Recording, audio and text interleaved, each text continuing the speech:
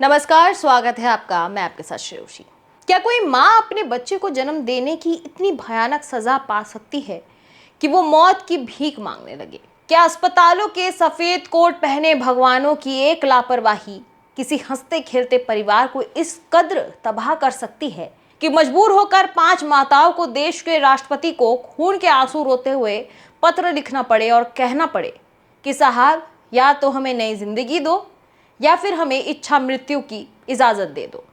जी हाँ, रोंगटे खड़े कर देने वाली एक खौफनाक हकीकत आई है राजस्थान के सरकारी अस्पतालों से, जहां किलकारियों की गूंज की उम्र में 5 घर पूरी तरह से शमशान जैसे खामोशी में डूब गए। यह सिर्फ एक शिकायत नहीं है, यह उस सरकारी सिस्टम के मुंह पर एक करारा तमाचा है जो हर दिन स्वास्थ्य सुविधाओं के बड़े बड़े दावे करता है। 5 औरतें, 5 माताएं जो अस्पताल गई थी अपने आंगन में नया जीवन लाने, लेकिन आज वो पिछले 72 दिनों से हर 48 घंटे में होने वाले असहनीय दर्द और डायलिसिस के भरोसे जिंदा है। उनके जिस्म से खून खींच जाता है, साफ किया जाता है और फिर वापस डाल दिया जाता है।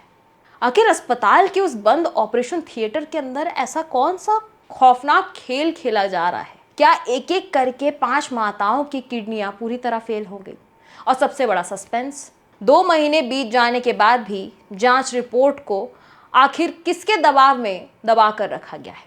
तो कहानी की शुरुआत होती है करीब 2.5 महीने पहले राजस्थान के कोटा, बीकानेर, जोधपुर, भीलवाड़ा और बांसवाड़ा जैसे जिले के सरकारी अस्पतालों में सब कुछ सामान्य चल रहा था। प्रसव पीड़ा के बाद 18 महिलाओं को अस्पताल में भर्ती कराया जाता है। इन सभी महिलाओं का ऑपरेशन सिजेरियन के जरिए प्रसव यानी कि डिलीवरी कराया जाता है। घर वाले बाहर बैठकर बच्चे के रोने की आवाज का इंतजार कर रहे थे। खुशी आई भी, बच्चे पैदा भी हुए, लेकिन उसके ठीक कुछ घंटे बाद जो हुआ उसकी कल्पना किसी ने नहीं की थी। एक एक करके महिलाओं की तबीयत बिगड़ने लगी, शरीर बेजान होने लगा, उल्टियां होने लगी, बदन ठंडा पड़ने लगा। देखते ही देखते डॉक्टरों के हाथ पैर फूल गए। कोटा के सरकारी सुपर स्पेशलिटी हॉस्पिटल में 5 महिलाओं ने दम तोड़ दिया। 5 मौतें, और जो 5 महिलाएं बच गई उनकी जिंदगी मौत से भी बदतर हो गई। उनकी दोनों किडनियां पूरी तरह फेल हो चुकी थी। कोटा ही नहीं, इसके बाद बीकानेर में भी 5 महिलाओं की मौत की खबर आई। भीलवाड़ा में भी 5 और बांसवाड़ा में भी 4 महिलाओं की मौत हो गई। आखिर ये सामान्य सी डिलीवरी अचानक मौतों के तांडव में कैसे बदल गई? यह एक ऐसा रहस्य बन चुका है जिसका जवाब देने से हर कोई बच रहा है। जिंदा बची 5 माताओं का दर्द सुनकर किसी का भी कलेजा फट जाएगा। रागिनी मीणा, धनली सुमन, पिंकी, आरती चोपदार और सुशीला, ये वो 5 नाम हैं जो आज जिंदगी और मौत के बीच झूल रहे हैं। राष्ट्रपति को लिखे अपने पत्र में उन्होंने जो लिखा वो इस देश के सिस्टम को शर्मसार करने के लिए काफी है।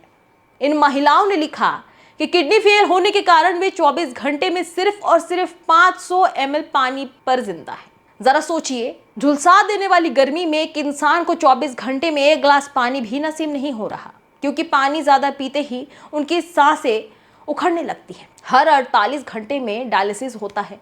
एक पीड़ित महिला ने रोते हुए बताया कि डायलिसिस के बाद बदन पूरी तरह ठंडा पड़ जाता है, लगातार उल्टियां होती है, सिर और हाथ पैरों में ऐसा दर्द होता है जिसे शब्दों में बयान नहीं किया जा सकता। उसने टूटती हुई आवाज में कहा कि इस डायलिसिस के भरोसे ज्यादा से ज्यादा हम 5 से 6 महीने ही जीत पाएंगे।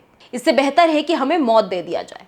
इस भयानक त्रासदी ने इन महिलाओं को ही नहीं बल्कि इनके पूरे परिवार को जिंदा लाश बना दिया है। इन 5 माताओं के बच्चे आज अपनी माँ के दूध के एक एक बूंद के लिए तरस रहे हैं। 2.5 महीने के इन बच्चों ने अपनी माँ का चेहरा तक नहीं देखा। रागिनी मीणा नाम की जो महिला जब अस्पताल आई थी तो उनका वजन 63 किलो था, लेकिन आज तड़प तड़प कर उसका वजन सिर्फ 31 किलो रह गया है। उनके पति एक प्राइवेट कंपनी में काम करते थे, लेकिन पत्नी की देखभाल के चक्कर में पहले सैलरी कटी और अब नौकरी भी छूट गई। वहीं धनली सुमन की कहानी भी कुछ ऐसी है। बच्चे के जन्म के कुछ ही घंटों बाद उसे ब्लीडिंग होने लगी, दोबारा ऑपरेशन हुआ और फिर पीलिया हुआ और वो सीधे वेंटिलेटर पर पहुंच गई। इसके बाद एक और दिल दहला देने वाला सुशीला का है। माँ का दूध ना मिलने के कारण 2.5 महीने के मासूम बच्चे को बाहर का पाउडर वाला दूध पिलाया गया, जिससे उस छोटे बच्चे के पेट में गांठ पड़ गई और अब वो मासूम भी अस्पताल के बिस्तर पर अपनी माँ के बगल में जिंदगी की जंग से लड़ रहा है। आखिर इन परिवारों की इस बर्बादी का जिम्मेदार कौन है? इस दौरान जब हंगामा बढ़ा तो हमेशा की तरह सरकारी लीपापोती शुरू हो गई। विरोध प्रदर्शन हुए, आनन फानन में छोटे बड़े कर्मचारियों को सस्पेंड कर दिया गया, ऑपरेशन में इस्तेमाल होने वाले कुछ दवाओं को आनन फानन में बैन कर दिया गया। दिल्ली और जयपुर से बड़े बड़े एक्सपर्ट्स की टीमें बुलाई गई, अस्पतालों के ऑपरेशन थिएटर सील कर दिए गए, दवाओं और इन्फेक्शन के सैंपल जांच के लिए भेजे गए। लेकिन आज 2 महीने से ज़्यादा का वक्त बीत चुका है। देश की सबसे बड़ी मेडिकल टीमें जांच पूरी कर चुकी हैं, पर वो जांच रिपोर्ट कहाँ है? उसे सार्वजनिक क्यों नहीं किया जा रहा?